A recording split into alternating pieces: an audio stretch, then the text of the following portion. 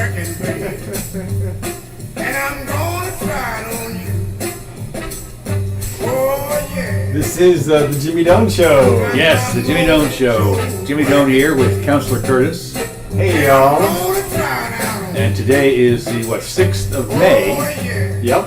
2018. Let's see, yesterday was Cinco de Mayo. Cinco de Mayo. And the day before that was Empire Day. Yes, may the 4th be with you. The 4th, May the 4th, right. But somebody was telling me that Cinco de Mayo was named after the Titanic.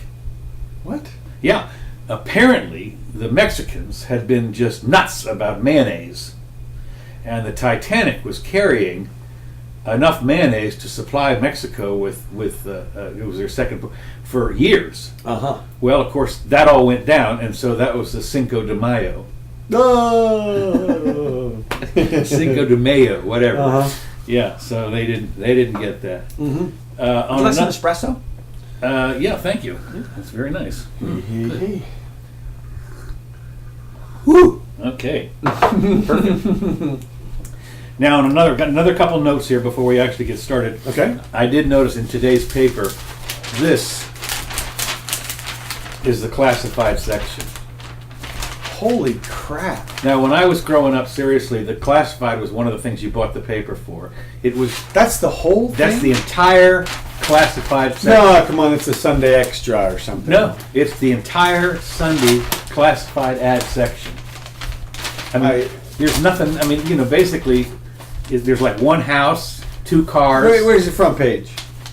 The front page. I didn't bring the front page. Okay. I did bring the issues page, but no. Wow. But that's it for classified. That's how far down classified has come to. And so today's. I mean, what do you? I guess everybody's on Craigslist or. Yeah. I mean, they've got to Craigslist and eBay. Right, and eBay, right. Wow, that is stunning. It is unbelievable. I mean, when you think about this, this is what the classified used to be, a moneymaker for the newspaper. I mean, that was something that made it for. The major ads that you see, believe it or not, now this is a classified section, but the paid-for ads that look like class are the obituaries, and they are expensive. Oh, right, yeah. I mean, and every day, I mean, there's I think on Friday, Saturday, or something, there's this special obituary day where they have like an entire page of them, pictures and everything. And those legal notices too. They're in here. Okay. The legal notices are here. Yeah. So, here's one. There's foreclosures. That was in yesterday's paper, the foreclosures and stuff. Right. Well, they used a smaller paper for that, and. It's the High Springs Herald or something. Right, exactly. Big enough for the circulation requirement. Well, of course, a lot of that stuff now is online, I guess. So, I mean, people that care about it. Well, they are required by law, aren't they, to publish it in the paper? Okay, that makes perfect sense. Well, that's amazing. I remember I bought several things out of the classified when I was a kid. Oh, I did too. When I was growing up, I was in real estate. And so what I would scour the classifieds for were homes for sale. Right. Especially homes for sale by owner. Right. And, as far as I was concerned, those were prime fishing people, Yeah. I'd go over there, even though it would have a sign out there that says no realtors allowed. Right. I'd go up there and say, well, I'm not exactly a realtor, but, maybe. I don't know. But I used to, try and list those people. It was great.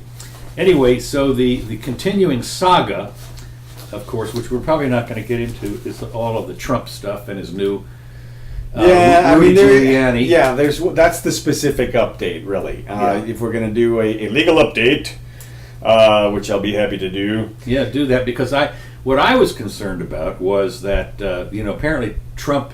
There'd been the mainstream media, the liberal media, had said that Trump had flip-flopped on whether he paid the thing, and then Giuliani came up and said, no, well, you don't understand. This was just part of the retainer. Right. And he, Trump didn't really know what was a retainer. A retainer is what you use stuff for. Right. You don't have to know everything of this about it. So right. That was supposedly the explanation. Yeah, and sure, it could fly, and it's fine. They obviously thought about it. Rudy's a former prosecutor and everything.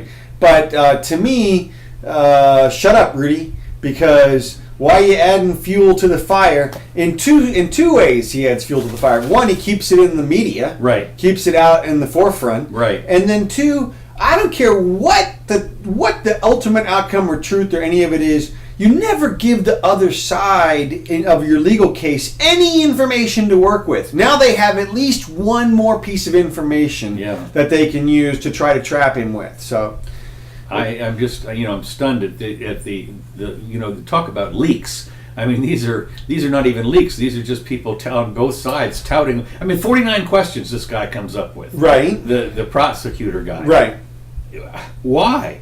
I mean, to try to catch him in a lie. Look, this whole thing is fishing. This is a trip from heaven. This is the boys out on the boat. Yeah. Everything that's great. They're biting. I mean, chum everywhere. And but he's got nothing. Yeah. I mean, he must have nothing because we're coming up on 2 years. Coming up on halfway through the administration. Right. I mean, if he solves it at the end of the administration, big deal. Yeah. I mean, that doesn't do anything. They're not going to undo the stuff that Trump has legislated and signed or anything. So he's toothless tiger is just. I mean, this guy is sucking it up. Yeah.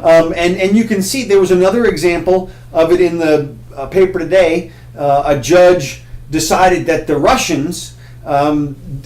The indictment of them in this whole situation is not going to be postponed. Mueller had asked her, Mueller or whatever, and I call him Mueller at this point because he seems like, a mule. Yeah, and, he's certainly a tool, and whether or not he believes all this stuff, but I don't think he does. I think he's playing politics. I think his whole game is to try to bluff everybody or push them sort of... It doesn't sound like it's very professional. No, it's not. And this is what I would do if I were Trump, is I would have him investigated. I would turn the microscope on his butt and say, look, you're either overstepping the prosecutorial boundaries of the special prosecutor statute. Well, one of the judges did say that, I think, to him. There was one of the judges, I forget where it was, but had read in the Riot Act on something. I don't know if it was the Riot. He got denied some things, right? But nobody has really. I mean, if the judge tells him no, that's one thing. But if Trump could somehow get the Justice Department to investigate him for, I don't know, treason. Well, yeah. I mean, why not? You said, look, he's doing this for political purposes. It's a witch hunt. He knows he's got nothing, and he's trying to interrupt the duties of the president of the United States for political purposes, for political gain. Even if he doesn't want the political gain, it's for somebody else or something. And the reason is because, I mean, and the proof is he's got nothing. Right. So, go pound sand. But in the meantime, watch out because we're investigating you. Well, I was listening to a fellow who is a never Trumper type guy or whatever, and he had they talked about the dossier. And I think it might have been Rachel Maddow or somebody that she had on that said, well, what we're doing as we go deeper into the dossier, we find some actual truths in there. So you can't just dismiss the whole dossier because of one or two lies in it, that didn't happen or whatever. But we're finding out some stuff that actually did happen that seems to be grounds for prosecution or something. Well, I don't know about that. I mean, it's they're... Well, bust it out. I mean, whip it out. I mean, let's get the show on the road. What are they waiting for? Well, that's the other thing is that it's, as you say, after closing in on a year and a half or 2 years or whatever for this thing's been going on, you'd think by now somebody, they got a couple of, quote, confessions. And of course, then they had, was it the week before last that they raided Cohen's place? Yeah. And I mean, I at that point tapped his phone. Yeah. What? I mean, what? And they said that what they said was, well, we didn't actually tap it. What we did is it was a pen stroke, or they call it something like that, where they find out who made or what number made the call and what number did it go to. Right. No listening in. Right. It's the metadata only.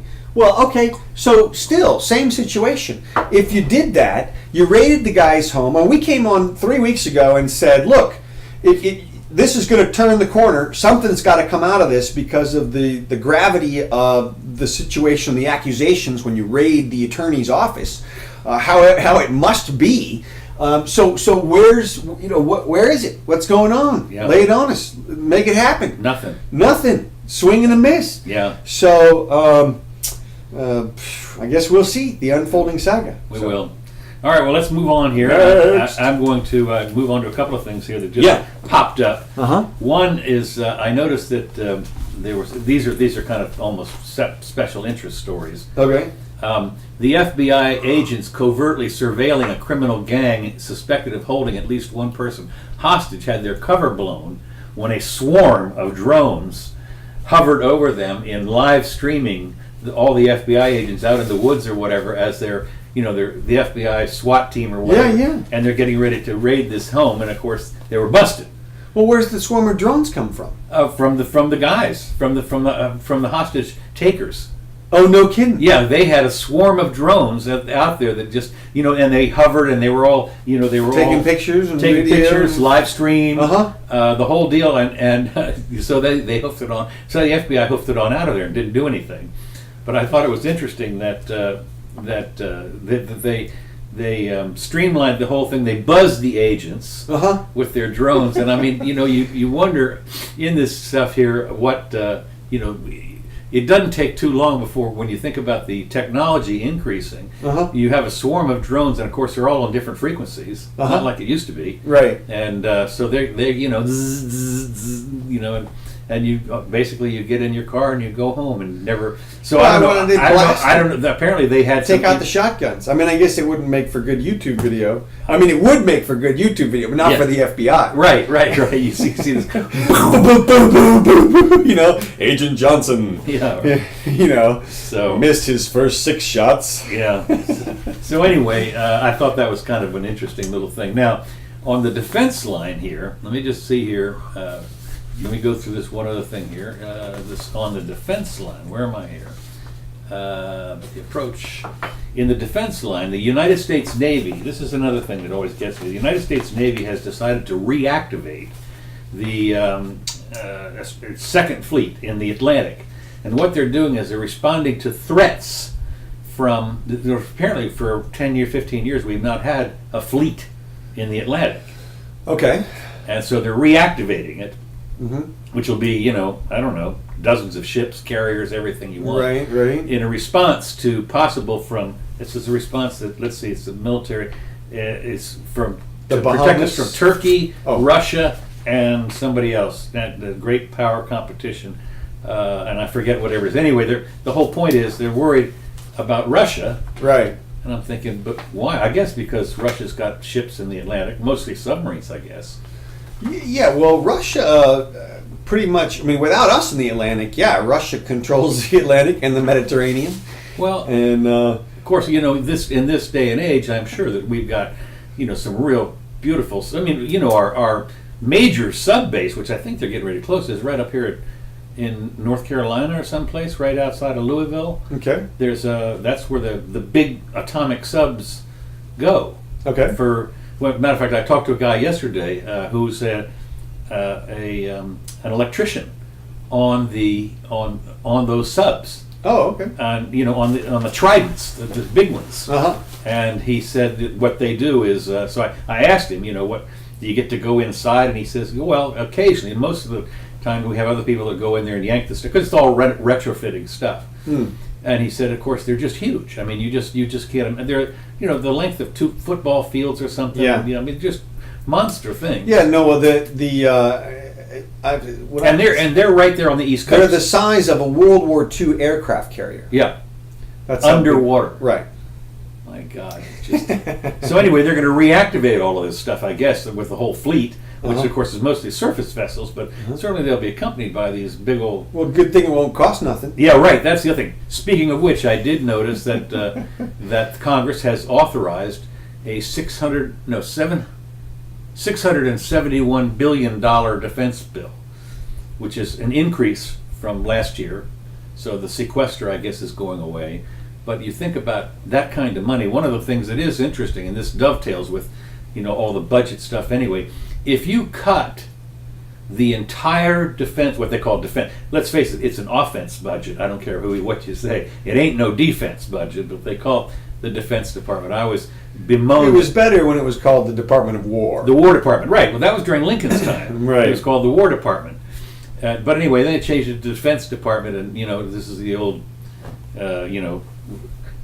shifting, what do they call it, when you change the words to mean something else. At any rate, this is another big deal on the Defense Department, and when you think about it, the Defense Department, as I recall, is the largest portion of what we would call discretionary spending in our budget, in our $4 trillion United States budget.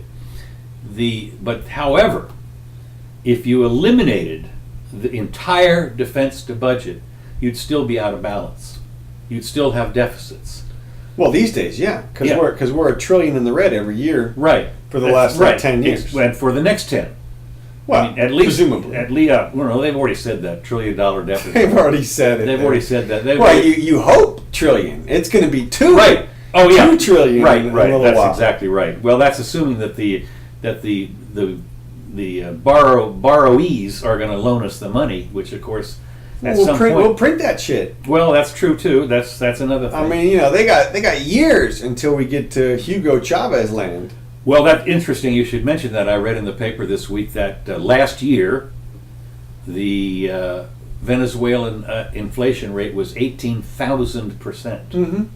Can you imagine 18,000? If you had 18,000 peso bolivars, they were worth one at the end of the year.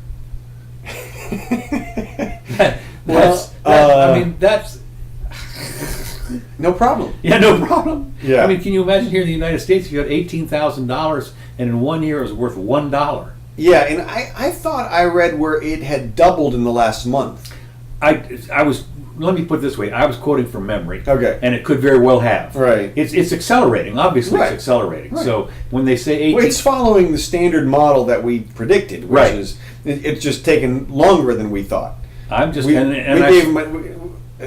He took an extra 10 years. I mean, that's... It's stunning, of course, and then I think they raised the minimum wage by 3 times or something like that. Yeah, but now it's like $2 a month or something. Yeah, right. I mean, it's... Well, there's no hope. The difference between... No, and they're flooding out of there as fast as they can get out. It's almost like the exodus from California as the prices go through the ceiling. Well, yeah, it's very interesting because we're going to get to see a full-scale economic implosion on the scale of the Weimar Republic.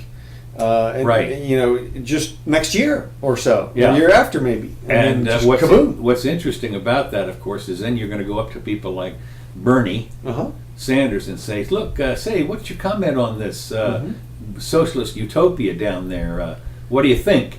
And well, they didn't do it right. Exactly. They didn't do it right. We know how to do it. That's it. They weren't following the textbook. They weren't. That's right. Or they were following. They need the new textbook. And that's what we write. We're gonna stay up all night and figure out how to do it. Yeah, we're gonna pull in an all-nighter. That's right. That's right. Pull in an all-nighter. Well, yeah. Well, so you were talking about the discretionary spending, right? Versus, one thing I think we could. I'd like to coin a phrase. Okay. All right. I'd like to buy a phrase. Okay. The CIC instead of the MIC, instead of the military-industrial complex, the civilian-industrial complex, okay. Or the charity-industrial complex, or the care-industrial complex, or generally the cause-industrial complex. Everybody has a cause for which they want there to be institutionalized spending. Right. Whether it's the military or education. Well, we do that here locally. Well, right. Locally, we've got one of the problems that politicians have. Mm-hmm. I noticed that our local politician, Ted Yoho, had a town hall meeting where he was alternately booed and applauded. But isn't that everybody these days? Yeah. Well, but my point is that we ask these guys to do too much. I mean, right. The fact is, you've got how many departments do you have now? Administrative departments do you have in the federal government? And not only that, we have administrative departments here locally. Mm-hmm. There's like 20 of them, 25 of them, mm-hmm. different departments that the powers that be. In fact, we just had an election like Tuesday, mm-hmm. and we had another total liberal girl that went on that got on the thing on the city commission, and she's talking about she wants to make things better for Gainesville, and I'm sitting there, please don't. I mean, well, that's because you assume, and we both assume, I think, that she's gonna go about taxing and spending. Right. Well, that's the whole thing. Is they're talking about helping the poor, building housing, feed. It's the children. We're going to help with the children. Right. They want to have a new program for 2-year-olds. To start the propaganda early, I guess. And we're just going to make sure they're fed and blah blah blah and everything. But what this goes is in the national budget. Of course, the same thing is true to some extent here locally. But in the national budget, Social Security and Medicare are about 2/3 of the budget, and it turns out that the income to the United States, the federal income, is about that much money. That is, it only covers Medicare and Social Security, which of course are both accelerating, but that's all it covers, and all the discretionary spending is borrowed, and that includes everything else. From the military, which is a big chunk of it, but all of the other stuff, the agriculture department and the Department of Education and stuff like that are all, the EPA, all of those people are in the borrowed money department. Nobody seems to care at this point. No, they don't. Well, the problem is that in order to stay elected, a person has to appeal to at least half of these constituencies, which of course didn't exist. Right after the Second World War. The one thing that the Second World War did, of course, was to put everybody in the same boat. You had one thing and that was it, and your lifestyle went way down during that time when you could buy one tire a month or 2 gallons of gasoline a week or something like that. So that's my mom and dad told me that their lifestyle way down during the Second War because everything was for the war. You collected all your tin pans and everything and threw for the war effort. And newspapers. I remember collecting old newspapers and going up and getting money for them. So the point being that your standard of living really went down. But right after the war, the things started to really even though they had projected that there was going to be a big depression because all of the millions of soldiers were coming home and need jobs. But guess what? They all found them, and we had boom times in the 50s and 60s. But back then they didn't have any of these departments. I mean, the administrative departments were almost none, and as the government grew, according to the Bureaucracy, the book by the little thin book by Ludwig von Mises, I think, or maybe it was Friedrich Hayek, I forget which one. Anyway, and it was called Bureaucracy, and it showed how bureaucracies evolve and why they must evolve, and they always are. And of course they're all supported by guns, which is ultimately they are. I was speaking yesterday with a fellow who's in environmental engineering, and I said, well, are you going to go to work for the government? He says, well, probably, maybe not. I'd like to. And I said, you really should go with the private industry because the government, that's going to be stultifying for you. He's a bright kid, so I was trying to train him, everything. But when I think about it, that kind of stuff, of course, when you work for the government, you have inspectors that actually have the full force of law. I mean, they basically, for all intents and purposes, have a gun when they come on your land. And you're polluting, or you're doing something, and you don't stay hired if you come back every day and say everything's fine out there, boss. Nobody's doing anything wrong. So well, not only do you not stay hired, but you can't justify your even existence. Right. At that point. That's right. Well, it'll be interesting to see. I mean, I don't know how that's going to change. The blob is absorbing and growing. Wait, that's right. That's a good analogy. The blob. It is all the time. It's like this giant, huge mudslide or something. Speaking of which, I saw where in Hawaii the volcano was swallowing up homes right and left. Well, yeah, and I've been to that exact spot. Have you? Oh yeah. Drove through there, and it was fascinating because if you drive down into Leilani Estates, where they evacuated the 1,700 residents or whatever, it is this beautiful tropical paradise with these amazing flowers and the land is super cheap. Like you can get an acre of property for $10,000, no problem. Oh, I remember I sold a piece of property for $10,000. Yeah, exactly. Right. That's right. Grandma had that piece. Grandma, she had that one piece. Right? And that's right where this is. That's right where the lava flows, and that's why it's that price basically. And that's why the tropical plants grow so well there. It's this lava rock, this fresh new rock, and so minerals. Just everything. So. But there's nobody that part of that island. We're talking about the single-digit thousands of people total. Everybody, all of them, everybody. Okay, yeah, and with good reason. Right. Well, exactly. And so, I mean, not idiots. And these people, the families have lived there for generations. They know how to deal with it. They know, don't go play in the lava. And, don't go play in the lava. That's right. That's old myth there. So there's not going to be a problem. The biggest city on that island is Hilo, which is the capital. And now this is the big island, right? Yeah. Okay. And it's significantly up to the north and east from where the significant lava action is. Yeah. So they're in really no danger. There's only 30 or 40,000 people in that town. So this is like farm country, basically. Okay. So. Pineapple country, maybe. Well, no, they don't grow the pineapples. No, they got another couple of islands that they do that on, Lanai and stuff. Did not know that. The Dole Island, basically. Yeah, right. Yeah. Yeah, I saw a YouTube video of the way they're doing. You have the assembly line for when they're harvesting. Oh man, wasn't that efficient or what? Oh my God, those people knew how to cooperate.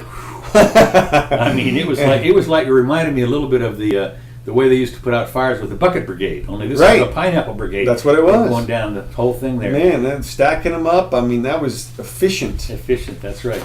Well, at any rate, okay. So let's moving on. Yep. The other thing I wanted to do was this was an interesting topic to me, in which I pulled out a whole article here. The NASA advisors say SpaceX technology, rocket technology, could put lives at risk. And I thought this was really funny. Elon Musk, of course, like astronaut lives, right? It gets better. It gets better. This is the thing here. When Elon Musk and his team at SpaceX were looking to make their Falcon 9 rocket even more powerful, they came up with a creative idea, and it's called load and go. And what they did is they really froze the oxygen and the kerosene or whatever it is, so it condensed, and they would load it up right before takeoff. Okay. Instead of having it sit around for a couple of hours, it would take about 30 minutes to load up the rocket and blast. Okay. And so so of course NASA and everybody, a lot of people said, this could be a problem and that could be a problem. And of course, what they did is they have apparently now they've never put any people up yet. And they had a couple of rockets explode at the very beginning, as did NASA. Yeah. I mean, a couple. Yeah. Man, you can see there's a great video online of just rocket explosions, just one after the other. Man, I mean they're. So anyway, the point is that, and he said, they've got an escape route for any astronauts that might be there, like they do now on ours. They got the little thing that goes up. What? Well, I mean, look. A rocket is essentially, as you know, it's a controlled explosion. Right. And if it loses control, then it's just an explosion. And so, I mean, you can have all of the steel and insulation and airbags that you want, but... No, but you fire them off from them. Even so, to get them away from there at the correct speeds would require gravitational acceleration, I would imagine would harm them. What I'm saying is, no system is foolproof there. No. We understand that. But right. When you look and you see, for instance, the videos of somebody in their F-35 fighter ejecting just before it hits the ground. Yeah. Boom. Yeah. I mean, and safely. Yeah, but if an explosion begins, you're not going to out-accelerate the explosion. Probably not. So it's well, at any rate, the point is, here's the point is though that Congress has decided to get involved in this for some reason, and they're all worried about it. NASA's, raising money laying around. Yeah, right. Well, so they're all getting concerns over the astronaut safety. Hit a high point in September 2016 when a SpaceX Falcon 9 rocket. Huh? We're concerned. Yeah, we're concerned. Blew up while it was being fueled ahead of the engine test. No one was hurt. Mm-hmm. But the payload, which is a multi-million-dollar satellite, Oh, that's why they're pissed. that's why they're pissed. Well, but at any rate, though, what I was looking at here, one of the things I did, I pulled out the whole article. This is four or five pages of fine print here on why NASA is concerned about this, and his sense of, and so Elon Musk's sensibilities have collided with NASA's safety concerns, and of course, at the very beginning, NASA was a little bit of a Wild West place. I remember going down to the Cape before they were doing the Mercury and Apollo stuff, and these people were not worried. I mean, when they went on there, they realized that the problems with it. And when I think about when they were investigating the New World, I mean, how many ships came over here with people with fortune hunters and so forth that sank, that got blown out of the water, that scurvy and all, a million different things. I mean, no. The fact is that there must have been 100 or 200 ships that didn't make it one way or the other. I think you're given this outrage by NASA a little too much credit.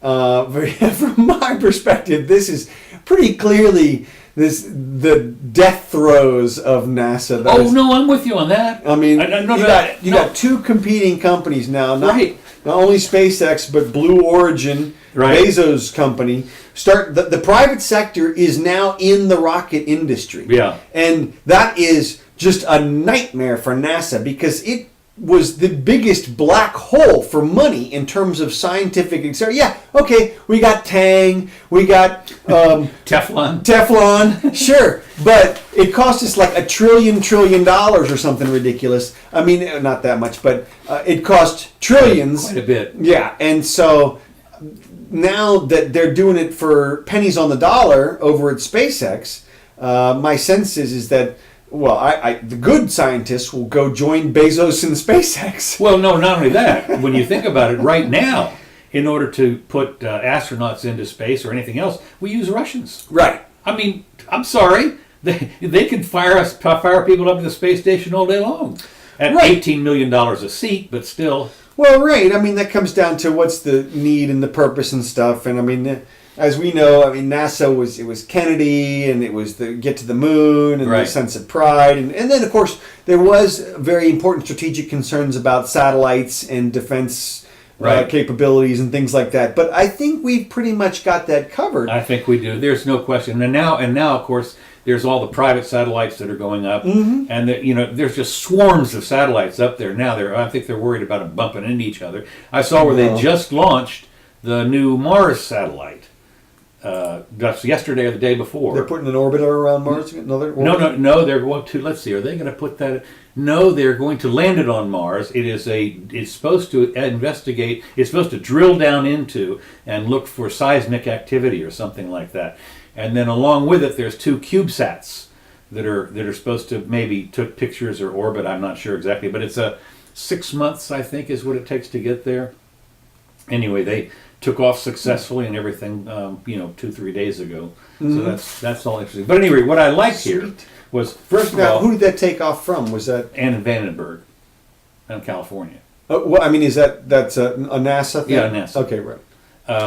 Yeah, we don't have anything that takes off here. No. I was wondering if maybe that was Elon's foray over to Mars. No, they haven't done that yet, and of course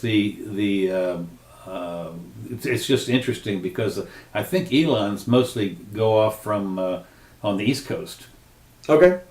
At any rate, East Coast. What I liked about this was when NASA did their first assessment of the risks, they aimed for fatalities 1 in 200. They said they were guessing it was between 1,000, 1 in 1,000, and 1 in 1,500. Okay. That's what they guessed. That's pretty Now confident. NASA's requiring SpaceX and Boeing to meet the requirement that involves some complicated calculations. The chance of death can be no greater than 1 in every 270 flights. Okay. That's what they're aiming for. Well, does that include unmanned flights? Yeah, I guess, right, yeah. You put up 250 flights that are unmanned. That's right. And 20, and one of them goes up. One of them goes up. So anyway, the first failure, let's see. SpaceX pulled off 18 successful launches last year, a record, aiming for more this year, but has lost 2 of its Falcon 9 rockets in explosions. It has never attempted to fly humans yet. So the first failure happened in 2015. But at the time, Musk declared that if crews had been abroad, they would have safely been ferried away by the rocket's the safety system. Who knows? Okay. But anyway, so Capitol Hill thinks it's an unnecessary risk. They're going to wade in, as they always do, and muck things up, or whatever it is. And so there is a chairman of the agency Space Station Advisory Committee wrote that it's unanimous and strong feeling by the committee, this is a government committee, scheduling the crew to be aboard the Dragon spacecraft prior to loading the oxidizer into the rocket is contrary to booster safety criteria that has been in place for over 50 years. And this is what it's just contrary. Yeah, right. It's different. It's the way we do things differently. And so it's kind of like when the guys. steamships replace the sail ships. Oh yeah. I mean, the Risk City. Yeah, my God, the steamships could blow up. They're going to blow up. Yeah. I mean, you got all that fire on there and everything like that. So anyway, it's pretty obvious that SpaceX is cognizant of the safety features. They well, duh. Yeah. Look, it's the same scientists. Right. I mean, whoever's doing the calculations for one, it's like the classmate of the guy who's doing the calculations for the other. What they are doing apparently is they're eliminating. NASA has got to the point now where safety is so paramount that they're afraid to do anything, which is one of the reasons they're not launching hardly anything. I mean, that's why they're letting the Russians do it. They're paranoid about safety. They didn't used to be. Now, SpaceX, it apparently has maybe cut a corner or two, but the bottom line is this. Where are you getting that statistical... Right okay. in the article. Before every first shuttle flight, NASA estimated that the chance of death was between 1 in 500 and 1 in 5,000. This was before the very first shuttle flight. Okay, that was with the later, after the agency had compiled data from the shuttle flights, it went back to and came up with a very different number. And this is the last sentence in the paragraph, which I always say, jump to the end, 4 pages, jump to the end, and they came up with the chance of death was actually 1 in 12. Yeah. Okay. It's funny when you said that. I was like, when you said 500 to 1,500, I'm thinking, no, you are not extrapolating a calculation like that because there's just not enough data. Right. That's what they did. Now I didn't read the whole thing, but they did say that there were a lot of unknowns. That's it. And they were making calculations based on what they knew, which was probably 5%. That's it. I'm sorry. You of don't the facts. know. We do not know enough about space travel. It's too dynamic. The systems that are in place are changing every single time. Right. Every rocket is different. The astronauts are different. I mean, how many astronauts are there total? I mean, less than 100? Yeah. I mean, so, come on. Where's EE when you need him to answer those questions, right? But I'm with you. Go Elon is the way that I'm looking at it. I agree with you. Anybody who's willing to launch a car into they space, call that kind of a stunt, and I'm thinking, perfect. Yes, and it worked like a charm. It was a great stunt. That's right. I mean, for God's sakes, do more stunts. Everybody applauded that. No, not everybody. There were people, except for the people at NASA. They said, they said it's a stunt. This, what can you do? Blah blah. I'm thinking, oh Christ. Look, again, this comes down to the old maxim of if it threatens your livelihood, right, you're going to object. That's right. And I guarantee you, if they took a survey of all the people who thought it was a bad idea, there would be a circle right around the Cape that would be a concentration of those who clicked bad idea, and another one around Houston. Right. Because those are the people who are. Well, this is what it is. I forget who it was. It said in early 1900s that said if your salary depends on lies, right, you will reinforce that. In other words, right, yeah. It depends on anything, right? That's even what you do. Well, this is one of the things that when I think about that, it's one of the problems we've got with, and I've been reading recently. Apparently, there's been a little bit of to digress for a moment, a little bit of a blowback on the climate change people, and there have been some people that have said, no pun intended. Yeah. a chill over the dialogue. That's right. And so there's some people that are starting to realize that a lot of the climatologists are people that write for the government, and in order to preserve their job, you have to come up with what the government wants you to say. Well, so are you citing to a particular study or a conclusion? No, not or this fellow that it was on not on YouTube, but it was on YouTube. It was another Nobel laureate who debunked about an hour-long thing who was debunking the climate change business. And of course, some other people, they were talking about how it hasn't happened. You've been claiming that it's going to happen so far. And of course, this is the other thing that I have often said when people make projections into the future, and we're now in the future. As Lord Keynes said, in the long run, we're all dead. Well, we're in the future, and his theories are debunked, his economic theories. Or when Netanyahu says in 3 years, Iran will have a bomb. Iran will have a bomb, and that was 15 years ago. And so, and of course, I don't care. It's one of those things that it bothered. And it's funny talking to Mrs. Jimmy. She's all panicky that we're unsafe, and whatever we spend to do whatever it is over there. And I'm thinking, no, just let them have it. As far as I'm concerned, get our boys home, and if Pakistan and India have it and haven't wiped each other out, it doesn't worry me about. Well, there are crazy people over there. Well, there are crazy people everywhere. So anyway, so I lost my train of thought. That's yeah. You switched to Iran somewhere in there. I know I did. I was to what people do in order to preserve their. A lot of it's fear. We started out on space travel, so yeah, space travel. That's right. Well, a lot of it's on fear and the every little. Now, with the 24-hour news cycle, of course, every little blip has to be expanded into 24 hours. I mean, when I was growing up, you had a 30-minute news report. Every 24 hours had to be crammed into 30 seconds. Right, and that was it. And the newspapers were local.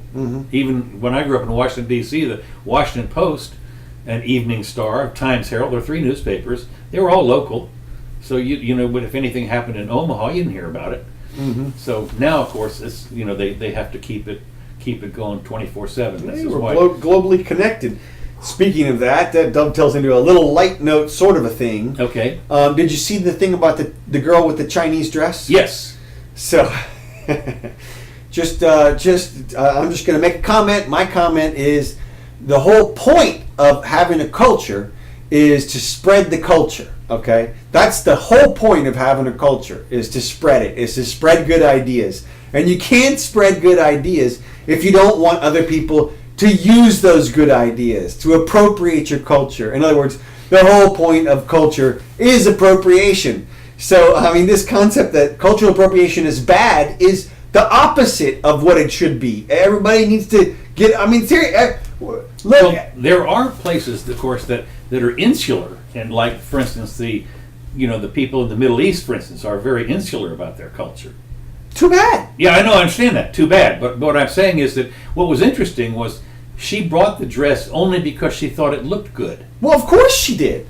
She wasn't going to wear it. Look, nobody has ever worn an article of clothing to insult the origin of the fashion of that clothing. It doesn't. That does not compute. No, it doesn't. It just does not compute. Well, it was interesting that the blow up on was probably, I don't know. I think it might have been 50-50, but I mean, she was pilloried right for this. And of course, what was interesting was they did like the next day or something. They did an interview around China. Yeah. And the Chinese people said, but what's the problem here? Right. Well, not only that, but thank you. Now we're going to sell more dresses. Right, exactly. I mean, it was so amazing to see the comments, the negative comments, which were just, there's some people that no matter what, they have to find fault. I think people have just been tricked into this weird cultural appropriation argument. You look at the United States as like a mixture of 100 cultures. Well, exactly, and we take the best of every one. That's what we do here. It is pure Americanism to appropriate other cultures. We don't have a culture except that which we've appropriated from other cultures. Well, we do now. Well, that's not a strictly. Now we do. Now we do. Well, we've got a McDonald's culture. Well, there's that, and we've got jazz and cowboys and things. Right. But for the most part, I mean, I bet you could say that half of our culture was imported. Oh, you got to be kidding me! It's all of it. Well, I started out with all of it. Yeah, and all I of it. backed off to half. No. Somewhere between half and all. No, all of it. All of it was imported. I mean, even the Native American culture is still here. What was it they had the other day? Let's see. Let me. Yeah, I know. We got to go soon. We got to go soon, right? They had two Native Americans that went on some campus in Midwest someplace. They had gone up there to visit to see if they wanted to go there to college, and they somebody noticed them and called the cops and said, these people, what are they doing here? And so they went over. How and did they identify They them? looked different, from us, and so the cops came over and apparently accosted them. What are you guys doing here? Blah, and so forth and so on. And they said, "What are you talking about?" And of course, it was immediately the racism card was played, but to its credit, the school came out. They were asked to leave, and so they went back home to New Mexico or wherever they live, and then the school, when they found out about it, said, "We will pay for you can come back here, all expenses paid, no problem. We'll give you a tour." Blah blah blah. To their credit. They tried to make up for it. Well, I think they would do that to anybody that got mistaken identity for a criminal or trespasser. Or yeah, I suppose. Yeah, it would depend. I don't know. There are some people that double down on stuff. They make excuses. A lot of times you'll see something that it looks pretty horrendous, and then, especially when you have some kind of abuse thing, and then the chief of police will come out and say, procedures were followed. We that was all right. It was unfortunate. Well, that's the police. Right. I'm talking about private enterprise. No, you're right about that. The school was private, but apparently the police were the ones, or the security people were. Well, but they're still under the purview of the private school there. So speaking of that, now then we can quit on this. I had a couple more things here in today's paper, but we can skip this. Was the battle now that is going on between armed people on school campuses and not. And there are people that are saying you can't do this. This is insanity. You have somebody armed guards, whatever. Some schools have decided to have armed. They call them advisors or something like that. Another name for them, and they can roam. They put some money together here in Florida. Apparently, they've allocated a couple of $1 million for armed wandering people. I forget what they call them. It's not security, but it's whatever it is, something for some of the elementary schools. And then there's other people that say if you have guns on campus, this is an invitation to terror, whatever it is. But it's almost evenly divided. From my perspective, that second group there, the people who think that just the presence of gun causes violence, are just totally denying the facts there. I mean, if the presence of gun caused violence, then every gun show there would be all kinds of accidents and shootouts, and because there's a huge concentration of guns in that area. And I mean, that argument is a statistical extrapolation from the concept, something about the numbers of people who have guns and the numbers of accidents and things like that. It doesn't take into account anything about the skill involved or the people or the individuals. And so, to me, to allow the people to, and I'm not saying you force the teachers to have guns, but you just allow them. You just let them. They're free Americans. They're free adults. You let the ones who are comfortable with the guns have their guns, bring their guns.